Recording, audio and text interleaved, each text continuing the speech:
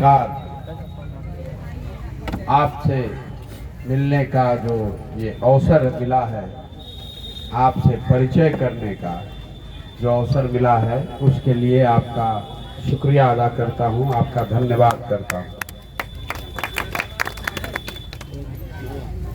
आप सुने कौन बोली रवा सोचत हो कब कि हम अभी पार्टी बनैले नहीं थी, कोनो चुनाव बाना तो गाँवे गाँवे पैदल काहे चलता नहीं, पैदल चले के उद्देश्य से का बा?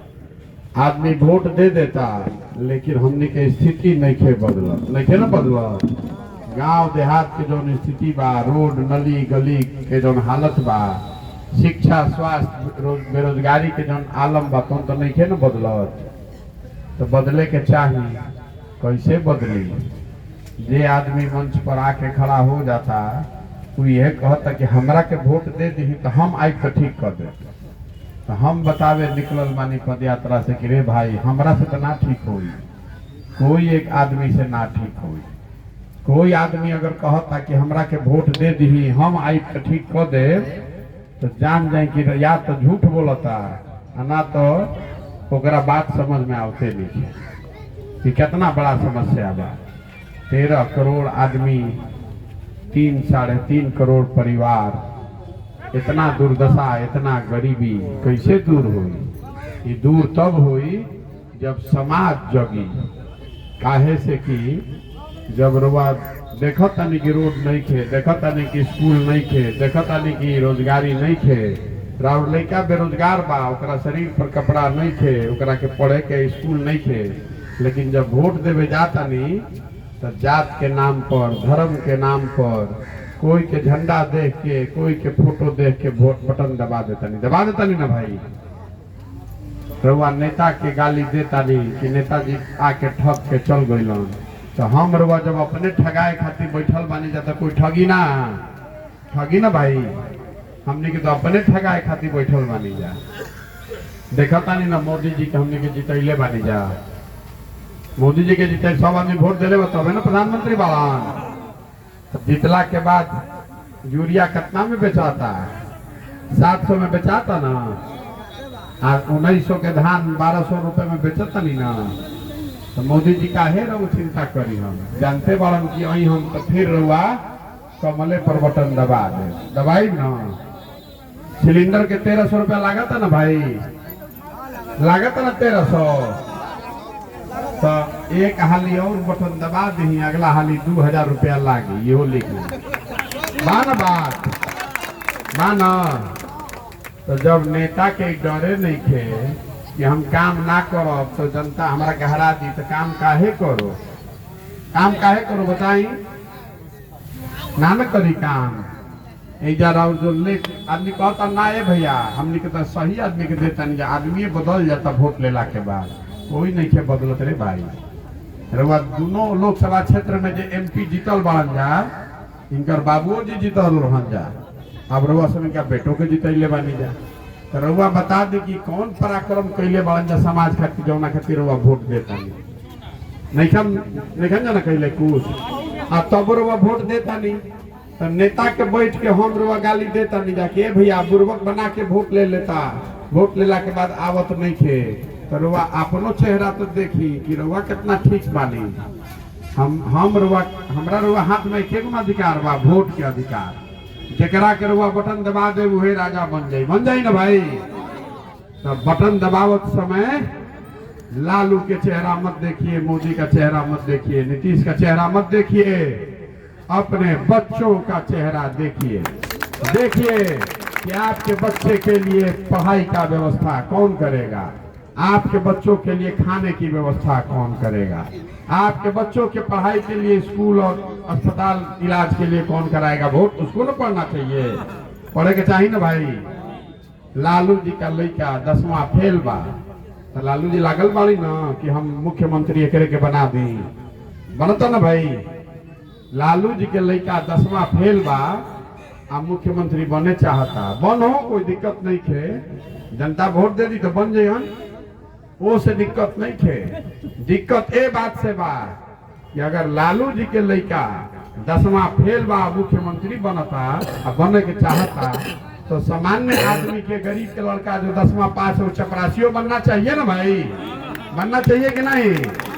तो लालू जी अपना लड़का का चिंता कर रहे हैं, आप अपने लड़का का चिंता करिए नहीं रहे हैं, नहीं कर रहे हैं। इसीलिए वो ट्रेन में बैग लेकर मजदूरी करने 10,000 15,000 रुपए का रोजगार के लिए बिहार छोड़कर दूसरे जगह जा रहा है ना, जा रहा है। यहाँ नरकटियागंज में, पटना से, नरकटियागंज से, बेतिया से लोग ट्रेन में भर के जा रहा है ना। रवा हमरा के बताई कि कोई गुजरात से आके इधर मजदूरी करता, पंजाब से, केरल से आकर कोई मजदूरी इधर कर रहा बा, नहीं क्या न कर। तो भ्रष्टाचार तो ओइजो बा, ओइजो ये संविधान, ओइजो ये सब बताओ तनी कैसे हुई भ्रष्टाचार। सुनी तो सुनी हमार बात रवा ठीक कहता नहीं, फैक्ट्री नहीं थे तो फैक्ट्री काहे लागी? पंजाब में, तमिलनाडु में, गुजरात में, महाराष्ट्र में फैक्ट्री बार हुआ, ठीक कहता नहीं। ओइजा के सरकारी व्यवस्था कैले बा कि गरीबी ओइजो बा, लेकिन कम से कम 15,000 20,000 रुपया के रोजगार खातिर ओइजा के लोग के गांव देहात परिवार छोड़ के बिहार यूपी में आके मजदूरी नहीं करे पड़त, नहीं ना करे पड़त भाई। तो इतना व्यवस्था तो बिहार में होके के चाहिए ना, होके के चाहिए ना भाई। 35 साल से लालू जी या नीतीश जी चलावत जा, अब कितना साल और लगी है व्यवस्था बनावे में, रहुए बताई। तो जब हम अरुआ वोट देवे जाता नहीं जा, तो हमने कहीं नहीं की जा देखत कि रोजगार के दिले बाकी ना रहुआ, फैक्ट्री के बतियावता नहीं, फैक्ट्री नहीं खे लागत, तो काहे हुए आदमी के वोट देता नहीं, काहे के वोट देता नहीं? फैक्ट्री आज नहीं के बंद भाई, 20 वर्ष से फैक्ट्री बंद बा, उसी आदमी को क्यों जिता रहे हैं? जिता रहे हैं ना। तो पूछा तानी कि काहे जिताओ तानी, तो लोग कहता कि का करिए भैया, विकल्पे नहीं थे, ये न 2 जना बाड़न जा, 2 जना बाड़न जाते यही में से न चुने पड़ी। तो हमरा के रुआ बताई कि अगर बिहार में विकल्प नहीं थे तो बिहार में विकल्प बनावे के जिम्मेवारी के करबा?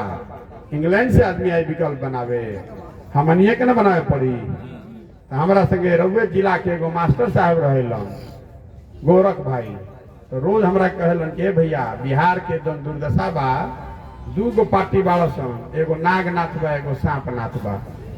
जनता कोई के वोट करो तो डसबे करी ओकरा के। तो ऐसा कोनो उपाय लगैती कि जनता के बना दी नेवला नाथ, कि दोनों के साफ कर दिया जाओ।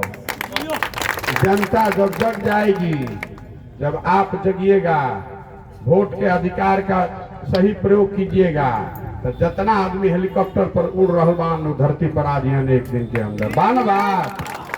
कोई नेता आवत अरवा गांव में, कोई आवत गली गुच्छा में, हेलीकॉप्टर से नेता अलन, हाथ हिलन, कहलन कि आई सब ठीक कर दे, रउआ जात के नाम पर वोट दे देनी, और बाद हाथ मलता नहीं 5 बरस, ए भाई ठग के चल गई, ए भाई ठग के चल गई।